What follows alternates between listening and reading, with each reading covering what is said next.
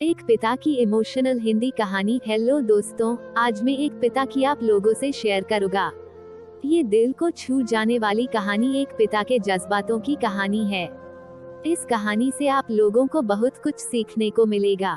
इस कहानी को लिखने का मेरा एक ही मतलब था कि मैं पिता की भावनाओं को आप लोगों के साथ बहुत ही सुंदर कहानी में पिरोकर आप लोगों से शेयर करूं। आपने माँ के बारे में तो बहुत सुना होगा, बहुत जगह पढ़ा भी होगा। माँ के लिए अच्छी अच्छी हिंदी कहानियाँ लिखी गई है, लेकिन पिता के बारे में बहुत कम ही लिखा गया है। तो दोस्तों, यह उन पिता को समर्पित है जो अपने परिवार के लिए जी जान से काम करते हैं, खुद की इच्छाओं को मारकर अपने बच्चों के सपनों को पूरा करते हैं। ये कहानी शुरू होती है जब मैं घर से गुस्से में बड़बड़ाते हुए निकल आया था और बस स्टैंड की तरफ आगे बढ़ने लगा। मैं मन ही मन बड़बड़ा रहा था, पता नहीं कितने पैसे छुपा के रखे हैं, लेकिन मेरे लिए एक बाइक नहीं ले सकते। अब मैं यहाँ से चला जाऊंगा और तब तक वापस नहीं आऊंगा जब तक मैं खुद के पैसों से बाइक नहीं खरीद लेता। इतना सोच ही रहा था, तभी मेरे पैर में मुझे कुछ चुभने का एहसास हुआ। नीचे देखा तो समझ आया कि जल्दबाजी में पापा के जूते पहन आया हूँ। उन जूतों में कील उभरी हुई थी, जो मेरे पैर में बार बार घाव किए जा रही थी। लेकिन उस समय गुस्सा अधिक था, तो मैं बड़बड़ाते हुए आगे बढ़ गया। एकाएक मुझे याद आया कि मैं पापा का पर्स भी साथ ले आया हूँ। मेरे खुराफाती दिमाग में एक ख्याल आया, क्यों ना आज पापा का पर्स चेक किया जाए, जिसे आज तक उन्होंने किसी को हाथ तक नहीं लगाने दिया था। पता नहीं कौन सा खजाना छुपा है इस पर्स में, जो किसी को हाथ नहीं लगाने देते थे। जब मैंने पापा का वह पुराना पर्स खोलकर देखा तो उसमें पैसे तो नहीं मिले, लेकिन पैसों की जगह पर एक डायरी रखी हुई थी। तब मैंने सोचा, ओह, तो यहाँ खजाना छुपा रखा है। मैं समझ रहा था कि यहाँ पापा ने लिखा होगा कि किससे कितने पैसे लेने हैं और किसको कितने पैसे दिए हैं। लेकिन मैं गलत था। जब मैंने उस छोटी सी डायरी का पहला पेज खोलकर देखा तो वहाँ पर जो लिखा था वह थोड़ा सीरियस कर देने वाला था। डायरी में जो लिखा था उसे पढ़ने के बाद मेरे चेहरे पर जो एक्सप्रेशन थे वह गायब हो चुके थे, क्योंकि डायरी में वैसा कुछ नहीं था जैसा मैं सोच रहा था। वहाँ पर उन पैसों का हिसाब लिखा हुआ था जो अलग अलग कामों के लिए अलग अलग लोगों से उधार लिए गए थे।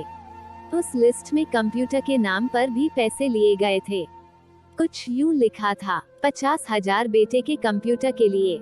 ये वही कंप्यूटर था जिसे मैं आज तक यूज कर रहा हूँ, लेकिन मुझे ये पता नहीं था उस कंप्यूटर को खरीदने के लिए पैसे कहाँ से आए थे। लेकिन आज पता चल रहा था। मुझे आज भी याद है जब मैंने पहली बार कैमरे के लिए जिद की थी, जो मेरे पापा ने मुझे 2 हफ्ते बाद मेरे बर्थडे पर ला कर दिया था, जिसे देखकर मैं बहुत खुश हुआ था। और मुझे खुश देखकर मुझसे कहीं ज्यादा अगर कोई खुश था तो वह थे पापा। अब मेरे चेहरे से गुस्सा एकदम गायब हो चुका था। जब मैंने आगे का पन्ना पलटा तो वहाँ पर कुछ इच्छाएं लिखी हुई थी। पहली जो विश थी उसमें जो लिखा हुआ था, अच्छे जूते पहनना। ये बात मेरी कुछ समझ नहीं आई। तभी मेरा पाँव अचानक सड़क पर भरे हुए पानी पर जा पड़ा और तभी मेरे पाँव में कुछ गीलीपन होने का एहसास हुआ। जब मैंने जूता उतार कर देखा तो उसका तला टूटा हुआ था। ये देखकर मुझे डायरी में लिखी बात याद आ गई। तभी मुझे माँ पापा की कई बातें भी याद आ रही थी, कि कैसे माँ जब कहा करती थी पापा से, अब तो जूते पुराने हो गए, नए ले लीजिए, तो पापा अक्सर यह कहकर टाल दिया करते थे, जूते अभी और चलेंगे, अभी कुछ दिन पहले तो लिए थे। मुझे आज समझ आ रहा था कि कितने दिन और चलेंगे। साथ ही साथ यह भी समझ आ रहा था कि पापा पर्स को क्यों छुपा कर रखते थे। तभी उस डायरी को पढ़ते हुए बस स्टैंड पर पड़ी बेंच पर आकर बैठ गया। अब उस डायरी का आखिरी पन्ना बचा हुआ था। उस पन्ने को जब मैंने पलट कर देखा तो वहाँ कल की डेट लिखी हुई थी। तारीख के नीचे लिखा हुआ था 50,000 रुपए बाइक के लिए। बस इतना पड़ा और दिमाग सन रह गया। अब मेरे मन में कोई शिकवा गिला नहीं बचा था, बस मेरी आंखों से आंसू चले जा रहे थे। मुझे आज तक नहीं पता तब मैं क्यों रोए जा रहा था। अब मैं जल्दी से घर की तरफ भागा, लेकिन जूतों की वह कील पाँव में अब तक घाव बनाने में कामयाब हो चुकी थी। मैंने जूतों को रास्ते में ही निकाल कर फेंक दिया और भागते लड़खड़ाते हुए घर जा पहुंचा, लेकिन पापा घर पर नहीं थे। मैं समझ गया वह कहाँ थे। मैं सीधा पास वाली बाइक एजेंसी की तरफ भागा। पता नहीं आज कहाँ से इतनी ताकत आ गई थी कि मैं भागते हुए थक नहीं रहा था, और वह भी बिना जूतों के नंगे पैर। जैसे तैसे मैं बाइक एजेंसी पर पहुंचा। पापा वही थे। मैंने पापा को दौड़कर गले लगा लिया और मेरी आंखों से आंसू रुकने का नाम ही नहीं ले रहे थे। पापा को समझ नहीं पा रहे थे आखिर हो क्या रहा है, मैं क्यों रो रहा हूँ। मैंने पापा से कहा, पापा मुझे मोटरसाइकिल नहीं चाहिए, आप अपने लिए जूते ले लीजिए।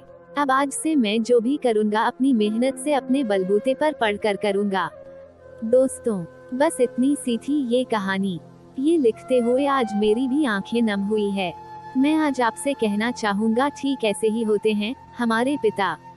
हम अक्सर देखते हैं कि हम अपनी माँ से हर बात शेयर करते हैं और माँ भी इसके बदले में हमें बहुत प्यार देती है। लेकिन एक शख्स ऐसा भी होता है जो हमें छुपकर प्यार करता है। वो होते हैं हमारे पिता।